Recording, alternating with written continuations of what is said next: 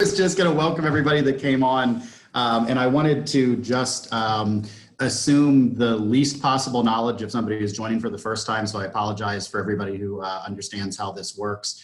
But there are multiple kinds of school board meetings that range from business meetings where work gets done and voted on and deliberated on that is required under school code to have public comment. We have committee meetings where deliberations take place where they must be in public, but the community may attend but not necessarily comment. And we have workshops. And this is a committee workshop, and the purpose of those is to get the board informed of the content area information that we need to make decisions. Generally, they are not public. They're not required to be public. They aren't public. We aren't obligated to do this. And the idea is it's strictly an educational purpose and not a deliberative one. Because we're talking about student safety in light of some recent occurrences at the district that most people are aware of, the board felt strongly that we should make sure that whatever education we are getting on the state of policy and procedure and protocol, the entire community has access to. So we have opened up this meeting to the public to participate to the extent of listening in. We have invited questions to be forwarded. We apologize for the last minute notice of this meeting, but we were trying to get these non-standard meetings scheduled in, and it just was last minute, which also led to some technical difficulties in getting this in. So I just wanted to make sure that people understand what the purpose of this is. If you have questions, please feel free to forward them during the meeting. If you'd like to send it to us directly or afterwards, we can consider them in the future. But this really is the board's opportunity to learn more. Just wanted anybody who was expecting to have a chance to ask questions or make public comment to understand that that's not the kind of meeting this is. That's all I have to say. Thanks. The other key comment I would have is that we are having committee of the whole meeting at the end of the month on June 29th. That's where all of these committees will rejoin to discuss current practices and changes to current practices and what we'd like to see for the future. So that's also another good opportunity for the public to comment if they wish. So tonight's going to be pupil services and curriculum combined. I'm not sure if he wants to add anything in, or if we should throw it to Dr. Marchini. Sorry, yeah. Kathy DiMarino. Pupil services, is that what we want to do? What's that? Are we starting with the pupil services first? Yeah. Okay, that's fine. Go ahead, Dr. Marchini. Okay. In the library under board docs, you have a couple of documents. One is just an agenda reviewing, like an outline of some of the topics we're talking about tonight. And also there's a paper in there that's a state mandates checklist. I just wanted to review the state mandates checklist briefly. As you go through, there's everything from school safety and security to fire drills. But if you take a look at school safety and security, child abuse recognition and reporting, which is on that grid, it shows you that all employees, 3 hours every 5 years within 5 years of service, have a brief description. And if you take a look at those, and then as you go to the third page or the second page, trauma-informed approaches, school safety and security coordinator training, threat assessment teams, and anti-bullying and safe to say something would probably be the most relevant topics of the mandated checklists. These are, as you can see on here, you can see how often our employees, all employees have to have the training, and they take a few different forms. For example, the training for the threat assessment teams was done as a train-to-trainer model, and we have teams in every school. The mandatory reporting is done online throughout the district. So if you take a look at that.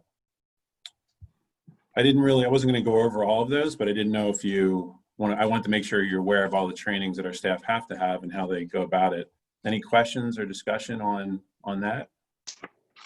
We'll be having a personnel workshop next week, I think it is, where we could use the time there to go deeper in this if everybody doesn't want to spend the time tonight. Because we'll be talking about this subject, as a matter of fact, of the training for staff, for teachers, as well as HR practices.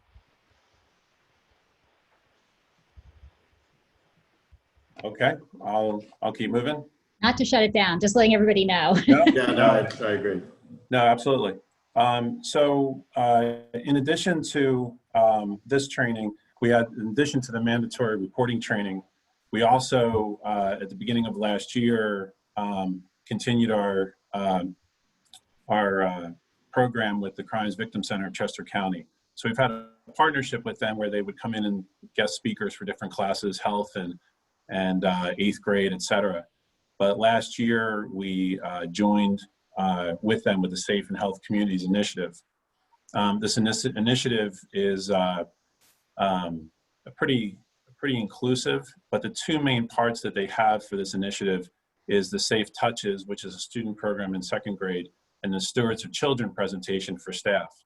So last year, at the beginning of the year, we had our teaching staff and paraprofessionals do the Stewards of Children. It's a little bit more of an intimate discussion, as opposed to the mandatory reporting that's probably a little bit more technical. And the folks come up and they do a whole program with our teachers and paras. We did that last year, and then last year we also did the Safe Touches with 2nd grade.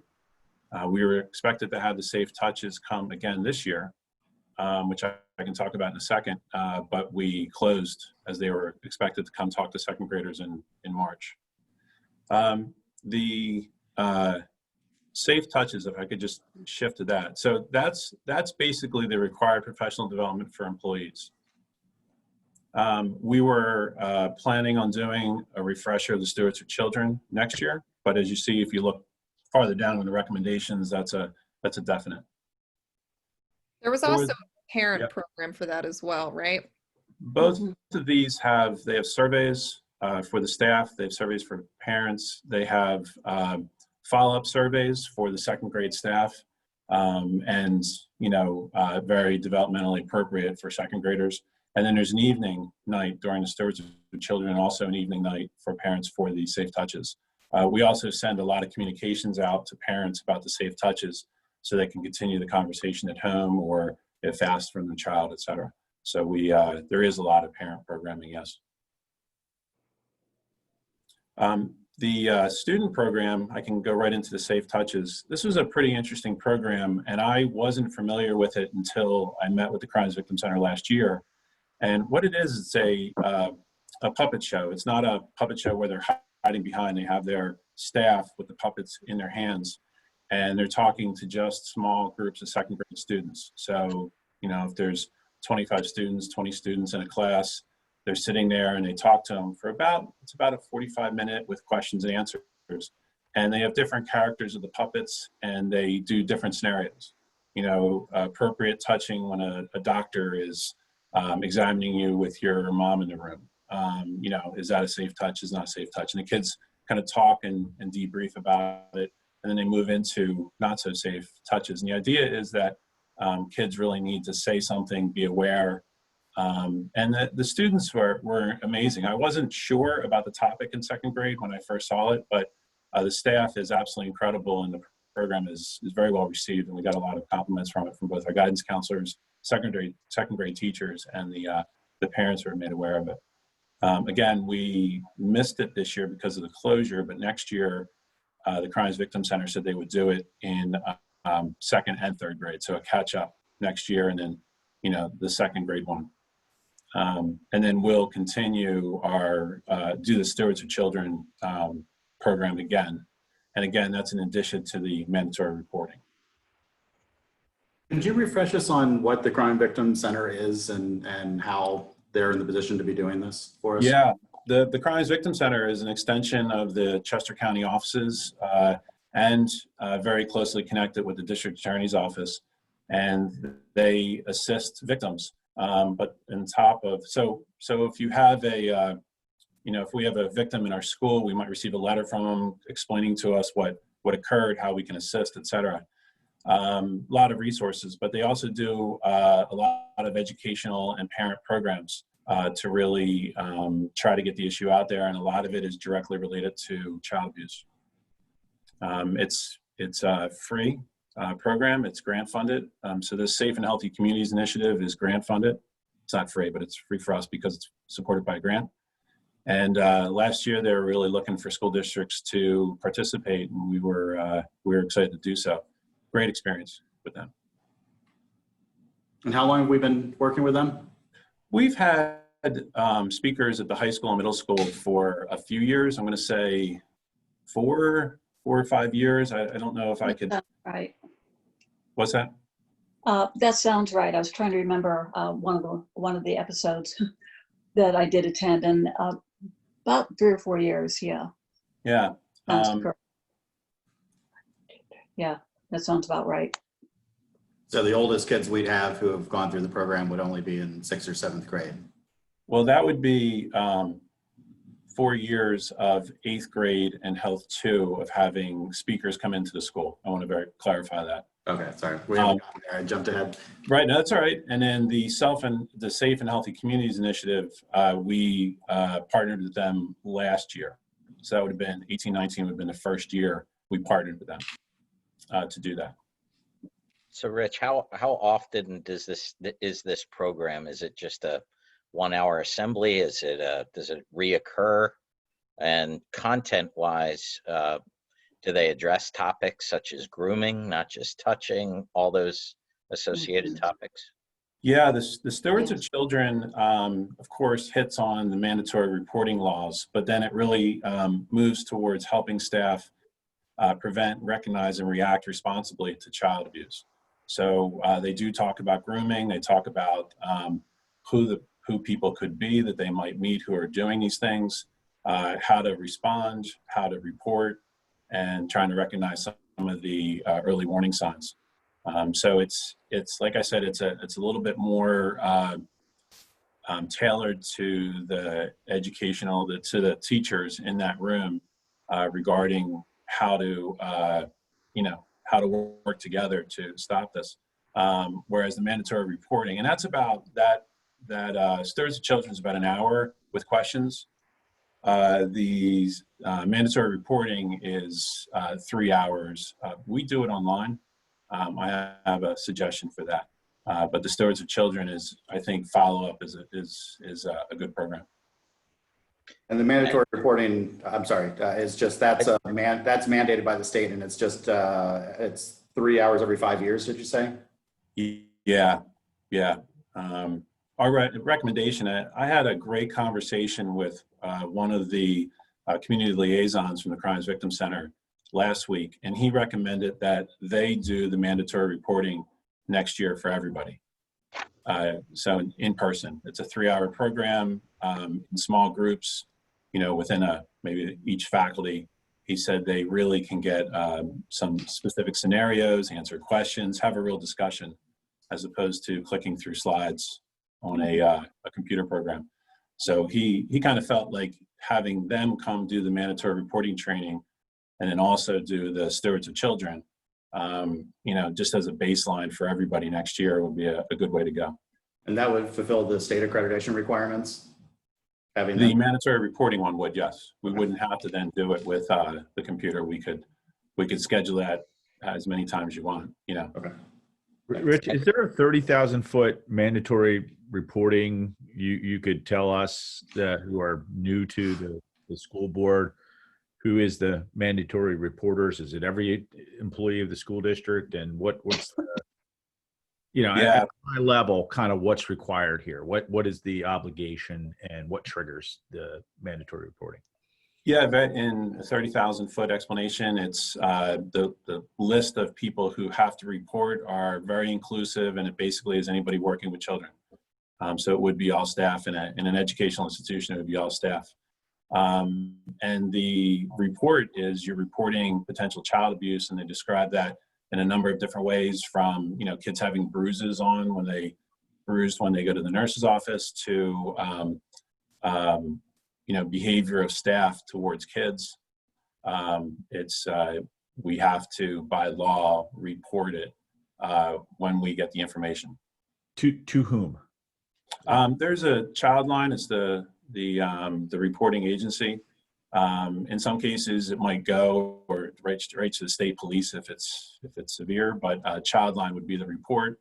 And that child line in Chester County, what they do is they involve, for something that would be abuse, they involve the Chester County detectives. So it can be automatically reviewed and investigated by them.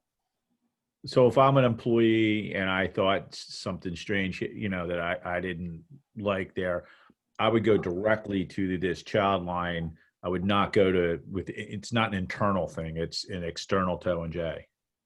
That staff member, if you were a staff member and you saw something and you felt it was on the level based on the training of child abuse, you would make that call yourself. Yes. We do ask people to report it to, the school leaders, HR, et cetera, just so that it's not, contained just with you, that the school district can then work with the community, police, et cetera, on it. Well, once I make that call to the child line, I would then report it to my supervisor at that point. Yeah, we do somewhat encourage that. That way, if there was something that you saw that was potentially dangerous, we're not waiting for a child line, report to be read, state police, et cetera. The district staff could move quickly on, removing that danger too. Well, when you say encourage, is it policy that we do that? Is it a procedure? Is it a regulation? What would compel me to do that as an employee? It's the law. It's the law in Pennsylvania. Yeah, sorry. I didn't mean to say encourage, but yeah, you're supposed to report it to the supervisor for that reason, yeah. Okay. Well, but could somebody, if they feared retribution within the school district, could they report to Childline anonymously and consider their duty done? They do ask you, when you call, they do ask you for your name, position, school district, et cetera. And they would want to follow up with you too. So I'm not absolutely sure, but anytime I've ever called, they ask for everything imaginable about the reporter.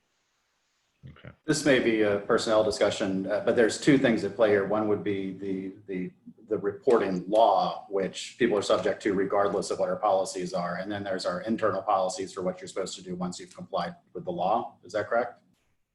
Sure, yeah. Okay. We have our policies. Our policies do follow the PSBA has our policies follow that law pretty closely.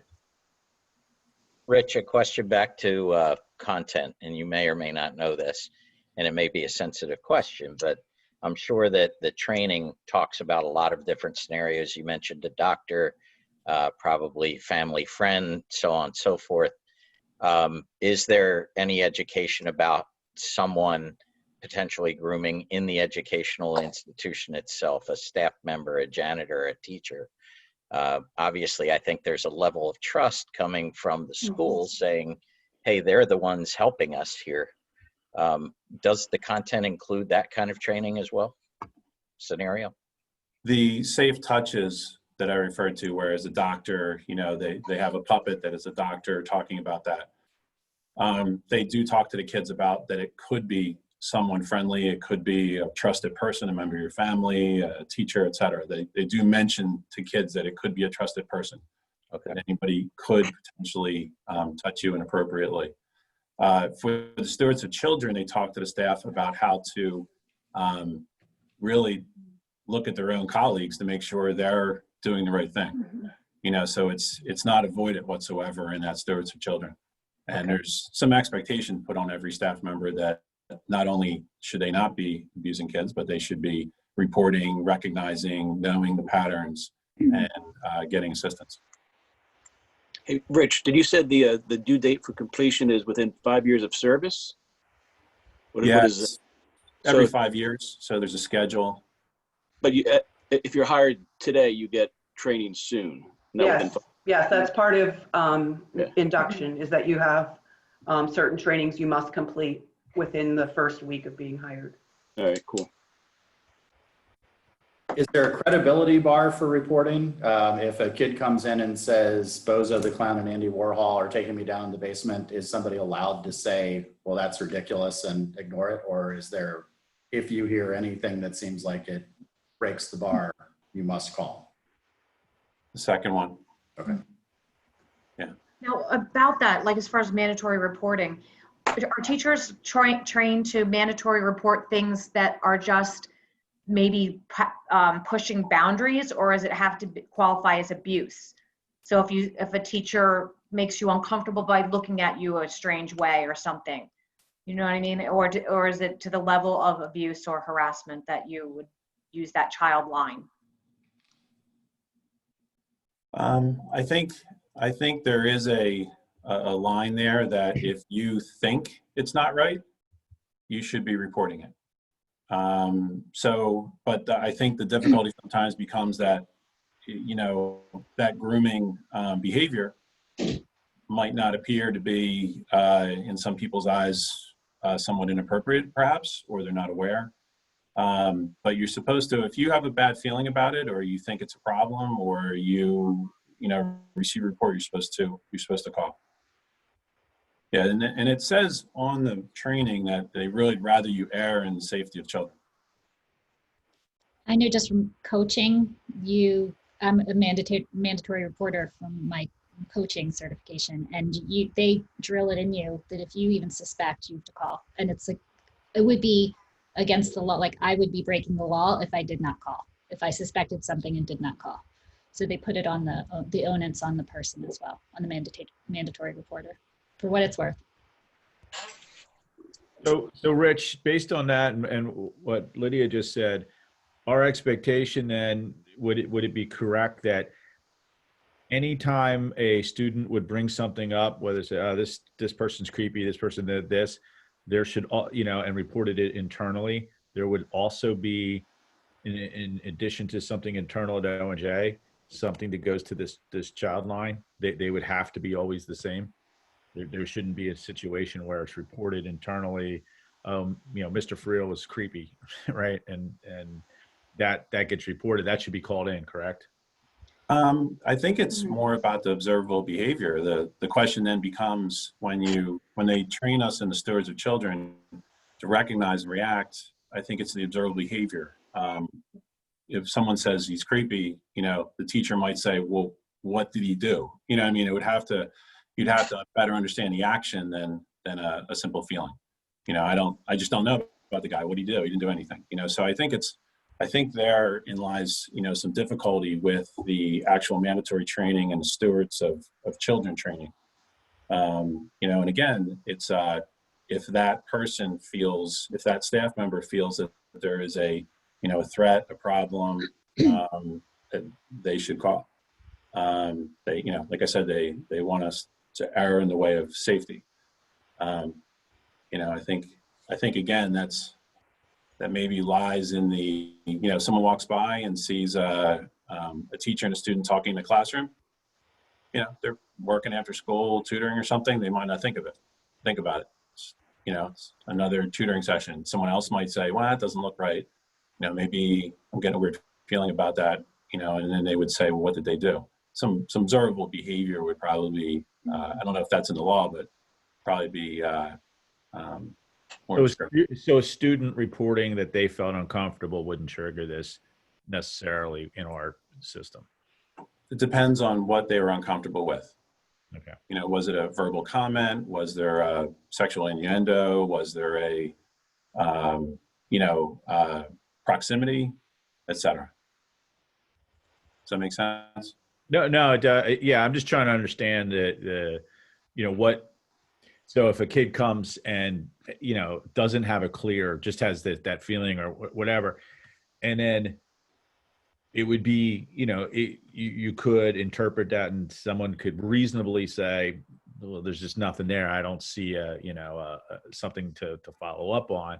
And let's say they don't, and then later on something happens, but there's no record of this student coming forward, right? Because now it says, well, I told Mr. So-and-so, or I told Mrs. So-and-so, and nothing ever happened. I was never, nothing was ever followed up. So you see that the question is what triggers documentation internally at O&J relative, and what triggers that, that mandatory I have to call.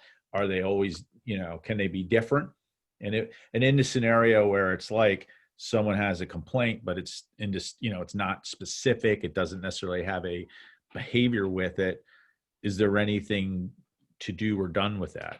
Yeah, I know that's the most difficult situation I'm putting to you, but I'm doing it on purpose because, I'm just curious where the policy and kind of what do you do with something like that? Yeah, when we do the training or you're talking to Crimes Victim Center, this is a question that comes up among the staff.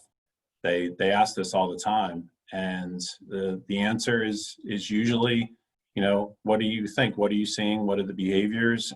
And do you think you should report it? Because it's not necessarily, as an administrator, my decision that you report it. It's your decision that you report it.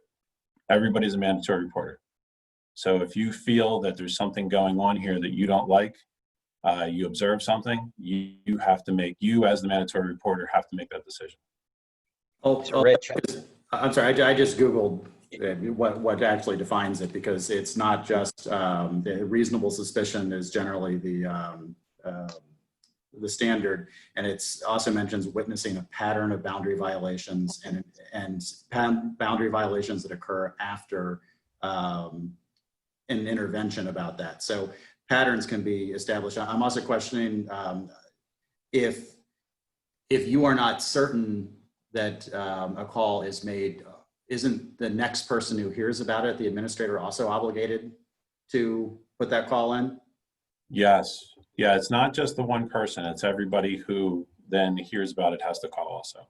And if we had an administrator, and this might really be getting into the personnel stuff we're going to talk about later, but if we had an administrator who was in the position of hearing random things from people who, those 6 individuals wouldn't have established the pattern, at some point we'd have to figure out what the pattern is, I imagine, that has been established enough that whoever did hear the 6 reports would then make the call, which obviously you can't answer. That might be more a lawyer question, I guess, just going forward. But that's I think one of my concerns is reading.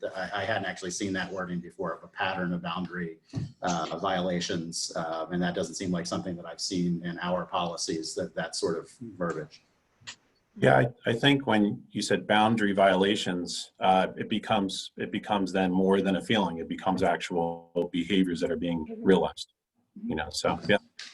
so well, what about this circumstance where, right up front, you determine that you can't observe any observable behavior? You wouldn't you as an administrator wouldn't think it would rise to that level of calling Childline or anyone. Is there any documentation that says, hey, Susie said this about Mr. Deal. We investigated, totally unfounded, couldn't find any substantiation, but just to document that it came forward?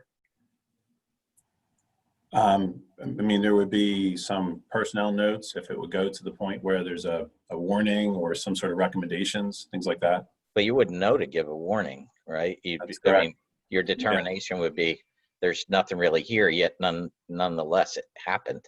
So I was just asking if there was, like, at the time something like that comes up, is there any kind of indication that it ever came up? Because to Carl's point of establishing a pattern, it'd be hard to do if it didn't. Right.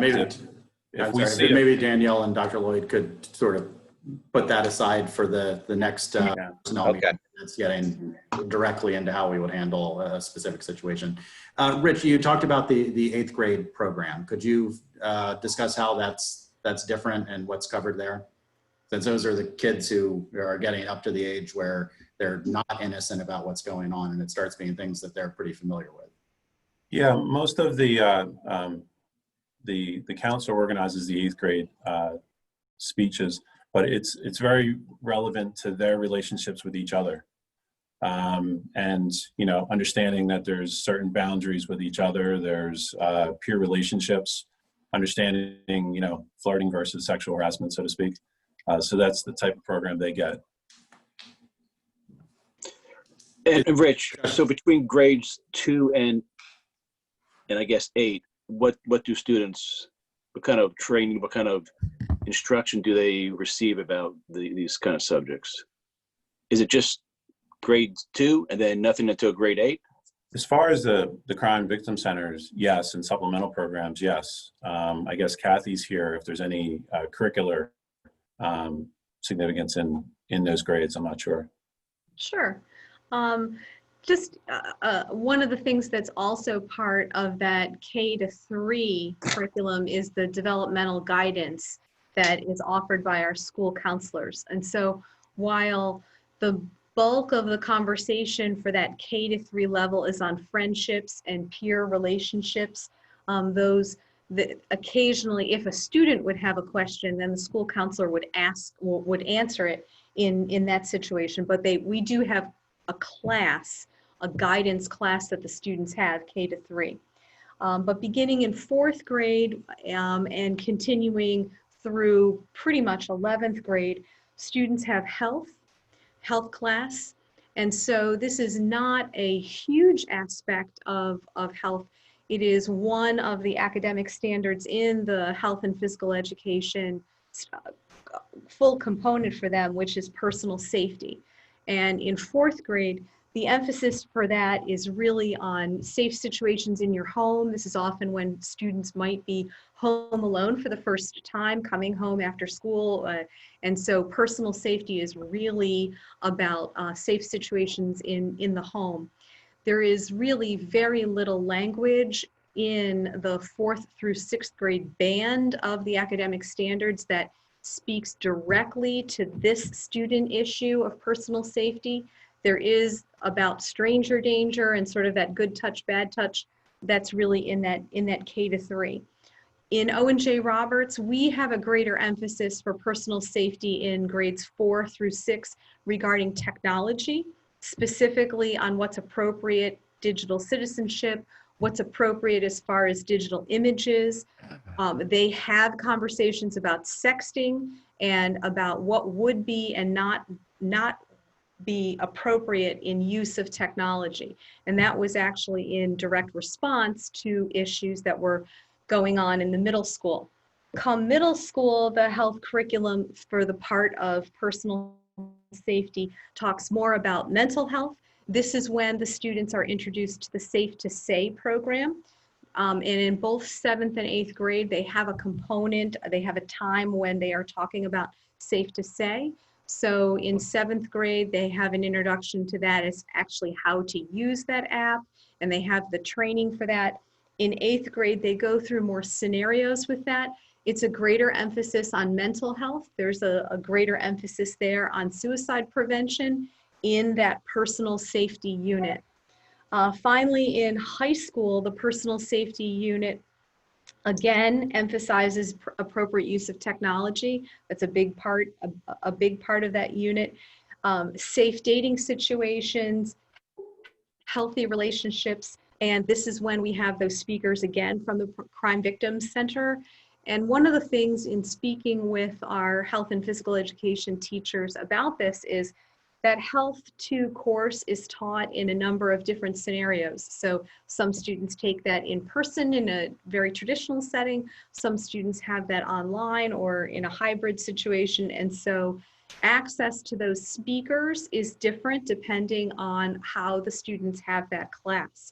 So that was one of the things that, that our department talked about, that we might want to have that be more consistent for the students in Health 2 and have that be more of an assembly or done at a different time, because it would depend on when the student was actually taking that course as to how much emphasis they would have to those speakers from crime victims. They would absolutely be touching on the topic, but it would be very different if the students were taking that online versus having the live speaker come to the classroom.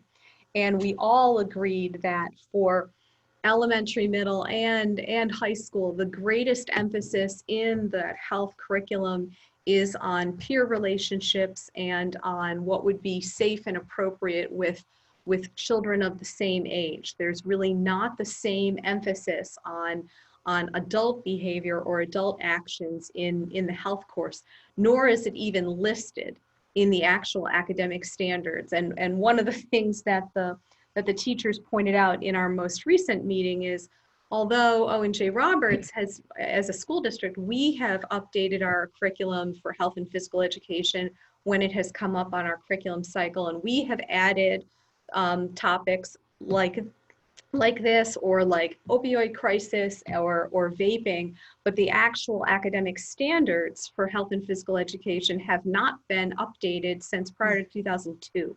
So our graduates are older than or the standards are actually older than our graduates right now. And so this isn't even something that the state has mandated for health curriculum. Considering we just banned child marriage for the first time this year, that seems like an updating. Actually, and I'm really glad you touched on that, because I just kept returning to this idea that after, it seems like, second grade and 7th or 8th grade, sort of, we don't have that discussion of, one of a relationship with an adult is never a healthy relationship, period. And that statement, and I'm glad to hear that you're putting some thought to that. It sounds like, on how we could better express that. When I spoke with the department teachers, I talked with them about the fact that that Dr. Marchini and I had conversations with the folks in Crime Victim Center, and that we were planning to have an additional training for our staff. And they felt that after that would be the better time for them to make plans for what would be the right language and the right place to be discussing adult interactions with the students. At the, Why I'm sorry. why was the suggestion to make it one after the other instead of concurrent? Because they really wanted to hear from the crime victims. Well, one of the things that the teachers said was that whenever they've attended those programs, they felt that that agency has done a very good job with the students. And so since they hadn't had the training from them, they felt that they would get more ideas from that after having the training from them. Prior to this, the training that they've had for mandated reporting, for example, has been online. It's been virtual. And so they felt that they would get more out of it after having a live session with that organization. They couldn't say enough good things about when that agency had speakers in their classes. So then what would happen then? So they get this training, and then what would happen? How would this be incorporated into the curriculum? How long does that typically take? Like, would you mind just walking us through the Sure. version of that? Just as an example, okay? Just that one example, okay? When you look at the state standards, it includes everything that the students need to learn, for example, for health and physical education. But the word grooming is not part of the vocabulary, and there's an actual vocabulary for that document. So they're looking at this and they're saying, after this training, and when we are getting more scenarios and more sort of look-fors regarding grooming, this would be something that we would add to our existing lessons on this topic. So that was actually the example we spoke about. And so would that typically be as quick as the following year? Oh, so this would be, because I actually offered them the opportunity to start this summer, and they really felt they wanted to have that training, and they knew that they weren't going to be able to have anything live until the fall. What we typically do is, if we make a change to the taught curriculum, we do that really at that time. So these units of instruction, when they would come up during that year, they could be adding that information right to the instruction. And then when the cycle comes up for revision, that's when you'd update the documents. And this is the area, as I had suggested before, this is the area that whenever we get mandates from the state, like things like vaping or drug and alcohol use, this is what we do. We make the change readily, and then when the cycle comes up to update the documents, that we take care of that then. Got it, thanks. Kathy, just to add on to that even before all of that, our staff has to be trained. So whether we are talking about vaping or whether we're talking about grooming, whatever the topic is, they first must be trained on the topic in order to then be able to write the unit of study, to be able to teach the unit of study. Yes. On the very bottom of that agenda, if you skip all the way to the last link on number 4, there is a whole list of student programs that you can do K through 12 that is listed in the Crimes Victim Center's website. I was encouraged to take a look at that, and then when Kathy and I were talking, it seemed like a lot of them would really fill in that gap that we noticed, as you did, from 2nd to 8th grade. I have a question just about the Safe to Say program. Are students in health class getting that training in 7th and 8th grade? Is that their health class that's doing that?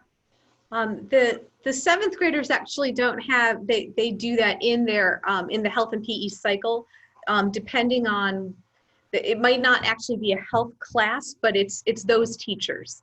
So Okay. they don't all have health at that time. Is there additional training on that as the students get into high school, or is that just middle school that get training on that Safe to Say program? This year it was just in middle school. Okay. When the program was rolled out initially, it was for middle school and high school. And one more question, as far as the Safe Touches, obviously it's an elementary program. Is there something like that, like for older children, or is that something that can be expanded to older kids? Well, and I think that's really what Dr. Marchini was referring to, that when you see some of the other programs that the Crime Victim Center has available, that's where we think we might be able to sort of have something different for that intermediate and beyond. Okay. So question about the stewards of children training. Does it talk about how, say, a teacher can be a trusted person for that child? Because I know we have the Safe to Say, but I want to make sure that we have in place where students feel safe enough to come to a teacher or another staff in the district to report something if they don't want to report it through Safe to Say. So does that touch on that kind of training or anything? Well, the stewards of children is for staff. Yeah. So it does talk about the same types of things, that it could be a trusted person, to allow them to understand that if a student's coming to them or they're seeing something, it could be the person across the hall from them, it could be someone they know, etc. So yes, it does hit on that it could be a trusted person. So is this exclusive towards like some type of sexual inappropriateness? And when we're talking about child safety, and I think, Kathy, when you were talking about the peer-to-peer and the pressures and drugs and stuff, I started thinking about the bullying that goes on, and when does it cross the line? Does it become a reportable thing with, peer-on-peer, like bullying stuff, cyberbullying? What is required of someone who is reporting this bullying for us to take action on it? And there's any action required, it gets reported to anywhere. And obviously with mental health issues and things like that, what can you just describe? Is there any similar, or is this exclusively in that sexual assault type of a scenario? So for health class, for personal safety, that part of the unit is really about relationships and appropriate relationships. However, Pupil Services has an entirely different program for bully prevention. I'll let Dr. Marchini speak to that. The one thing that's sometimes confusing is the mandated reporting training takes in 10 different categories of child abuse. Sexual exploitation or child abuse is one of 10 categories that you have to report for the mandated reporting. So it goes into the depth on, again, other levels of child abuse. The Stewards of Children talks more about sexual child abuse, to answer that question.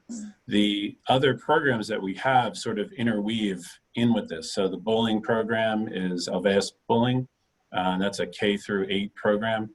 And we just did a refresher this year where all staff were trained and the program went out to the students. There is a reporting system, and that is actually documented as they report. That is more peer-to-peer reporting of the bullying, but it also trains staff to recognize that kids are being bullied, that what they're seeing in the class is not okay, and that they need to handle it at their level, and then also follow up with administrators if there's bullying. So it gives them a way to recognize student-to-student bullying.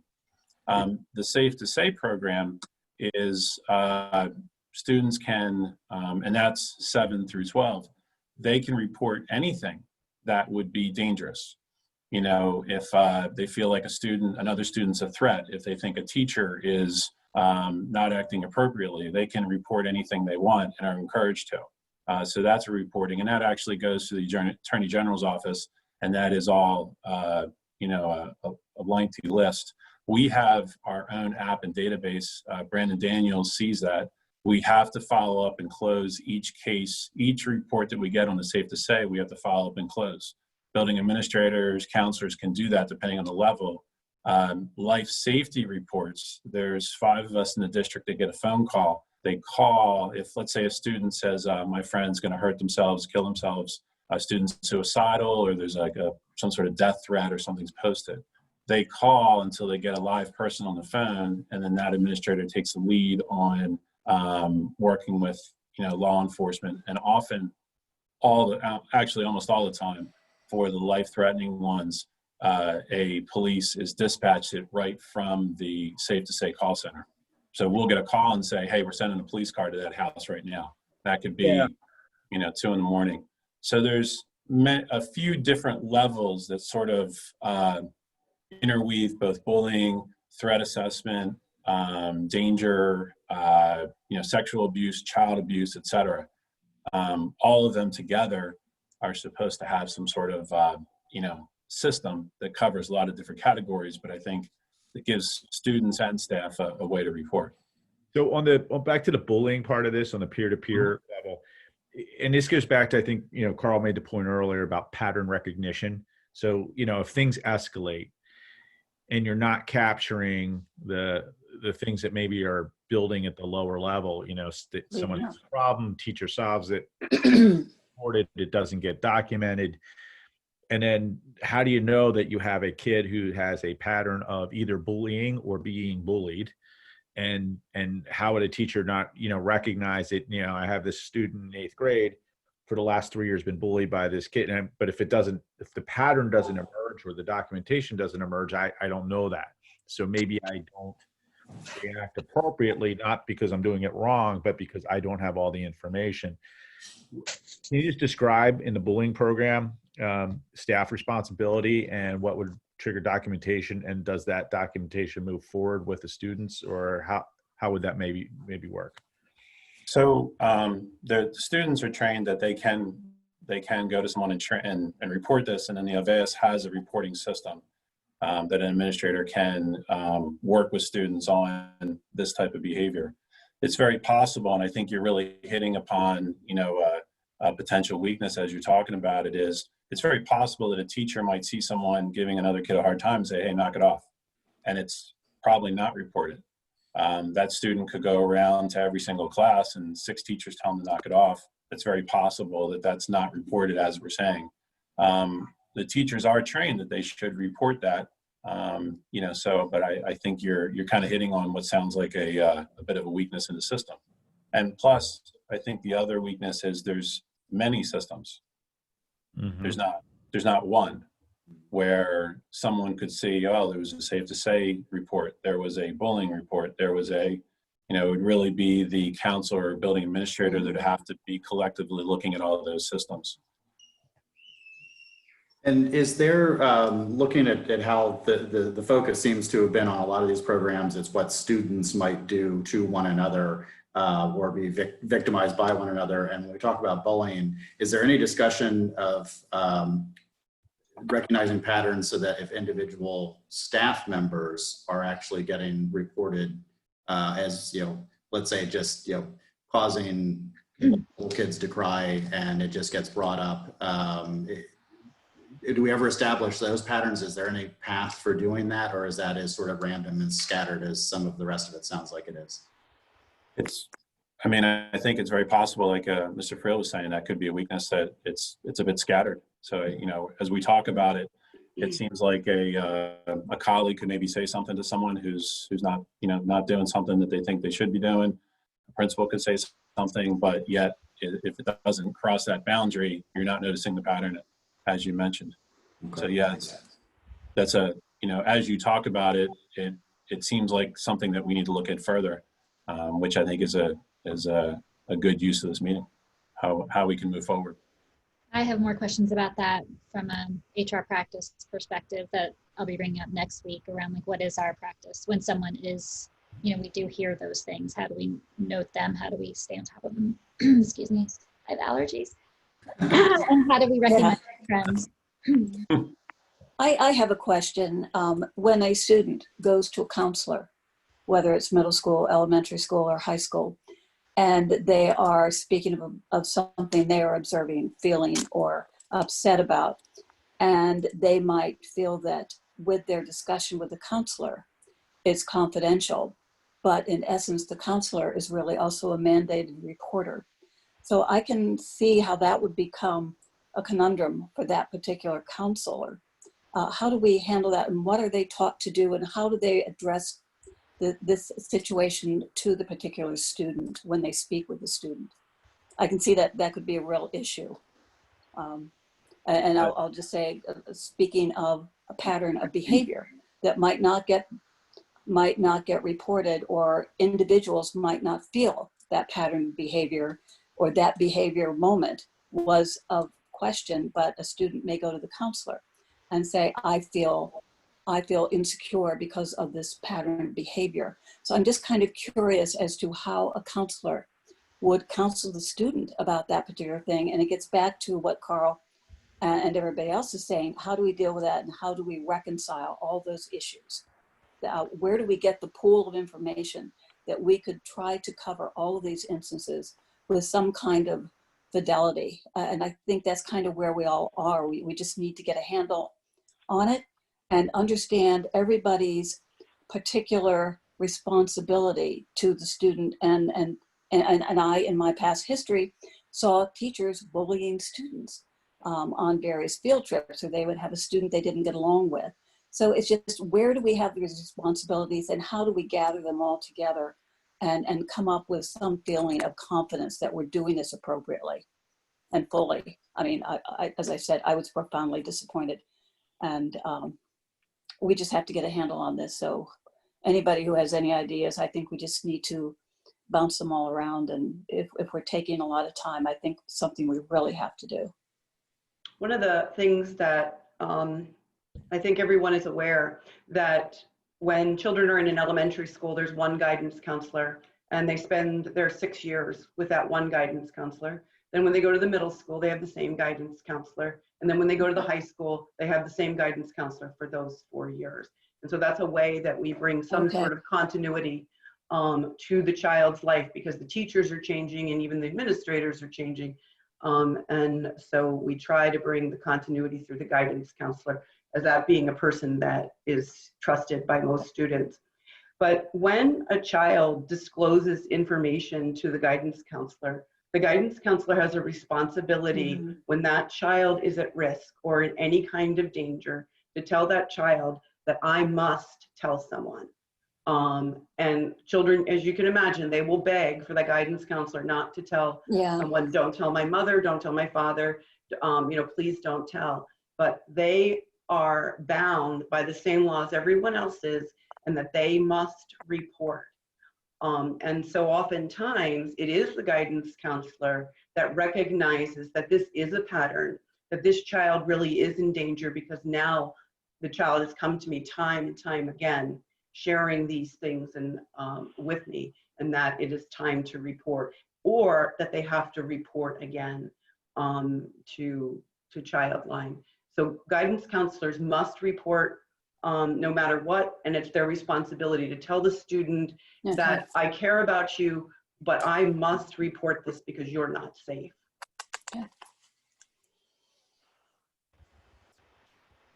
So if we move to number 3 on the recommendations, you've heard some of the things we've mentioned already.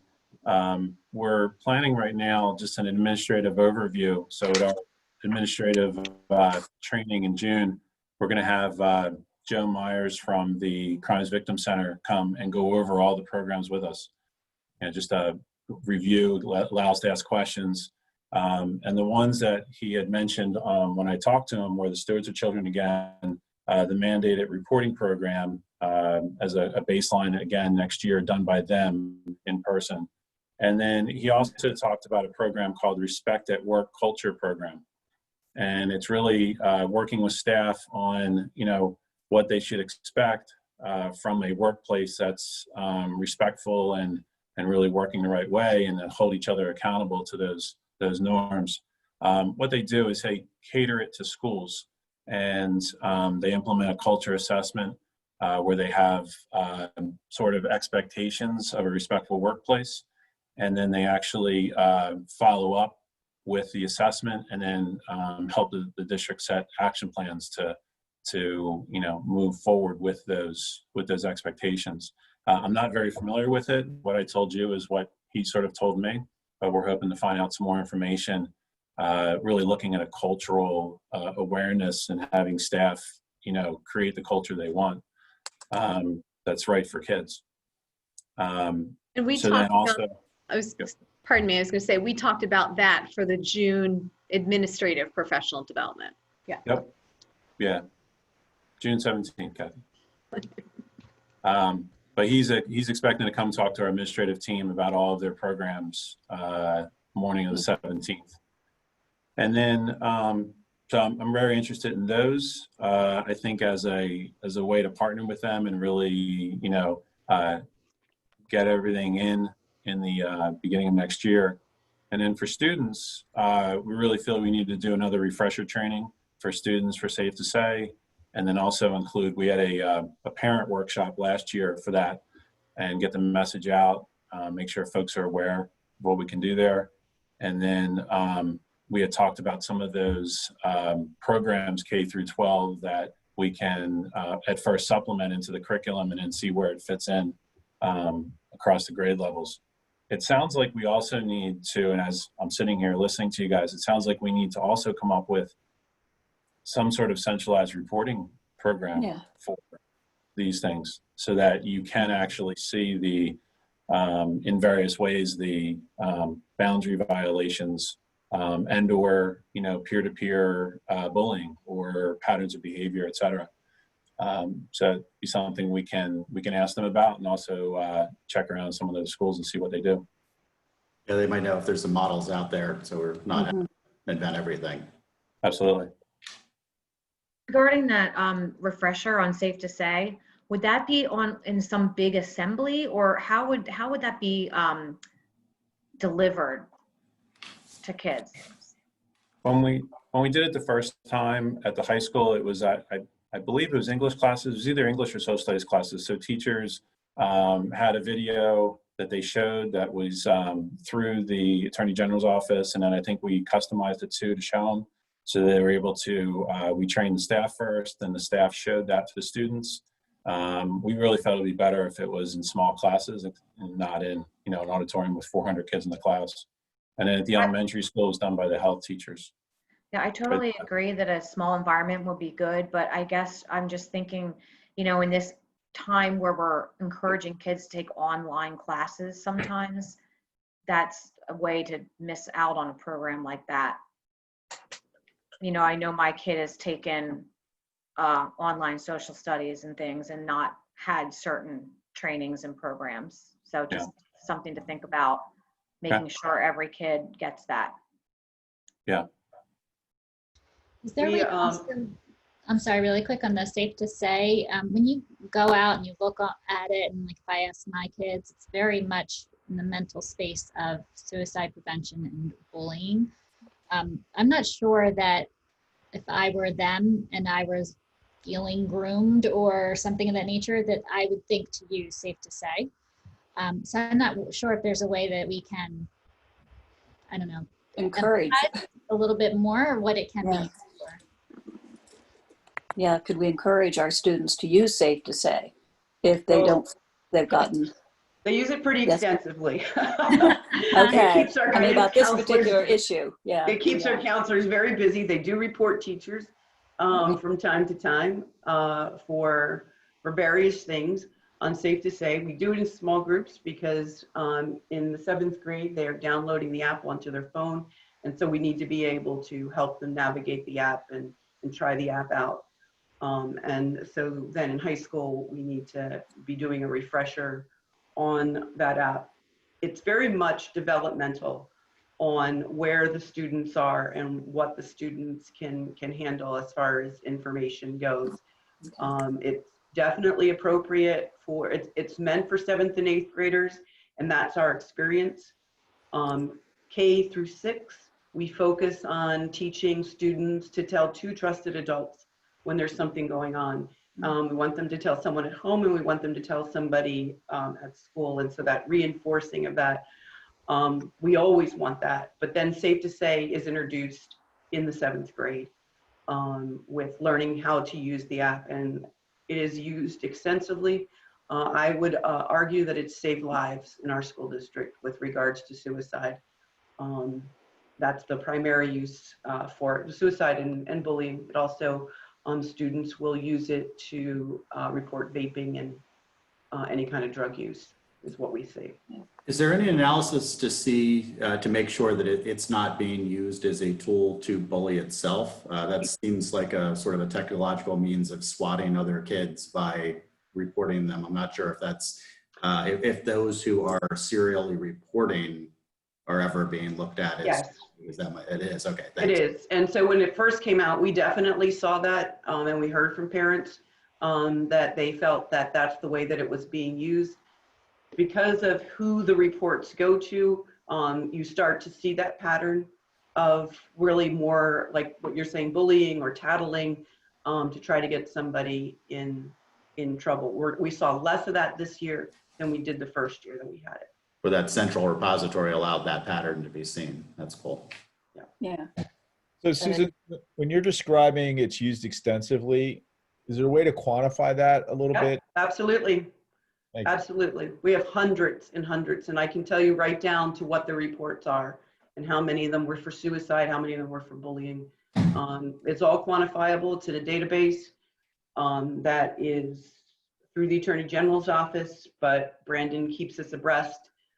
Brandon Daniels is the one that really manages it.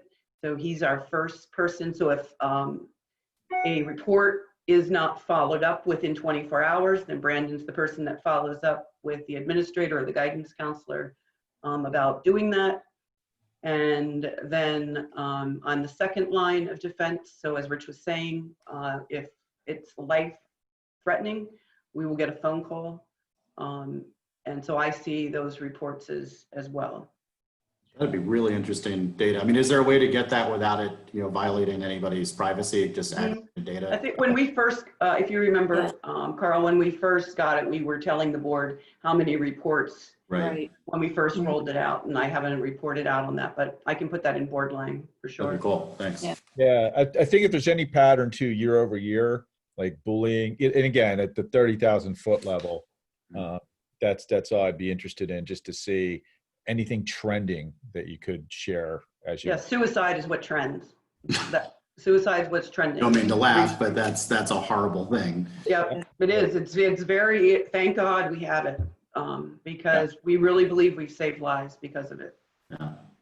They clearly understand the power of using it for that. Yeah, when you're talking to the dispatcher and he tells you, and then they say, can you send me the address so we can dispatch a police car there immediately? You're talking, a kid might put in an alert, like some student will say, yeah, my friend's going to hurt himself, and within 5 minutes, a police car is headed to their house.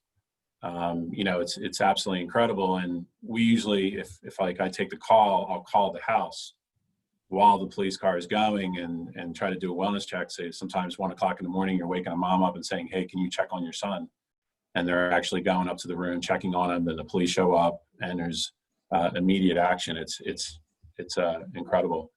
There's been a lot of, you're talking about the trends. I think one of the reasons we saw we did the refresher for the LVS training is not only as our data was showing that there was bullying and kids weren't sure what to do with it, but we're also seeing that trending on those reports. And we've followed up with quite a bit of mental health support in the various schools through our office because of what we've seen. So, counselors say, hey, I saw this many reports about this, and we've provided a lot of part-time counselors, agency counselors to work with kids on many of these issues. Yeah. I'd be very interested in, those pattern, again, it's, what patterns, and then the next question is, well, what's the root cause, or why is this trend happening? And then what do we do about it? How do we, mitigate it? Okay. Thank you. That's all I had for the agenda. Any other questions? Kathy Soder, did you get through everything curriculum wise? I know we just kind of interspersed everything. Yes. Okay. I want to thank administration and staff broadly, but especially the administration that has to answer the questions. I know this can feel like a cross-examination as we're all trying to plow through this stuff. And I really appreciate your willingness just to take every question and understand that it's coming from a place of just really trying to understand it and our shared frustration of some of the things that have happened recently. So I just wanted to personally thank you for letting us drill you on the stuff that you know and we don't. Thanks. Thank you. Yeah, thanks, Rich and Kathy. I guess, Kathy DeMarino, if we have no more questions, we can end. Yeah, I don't have any other questions if everybody's satisfied.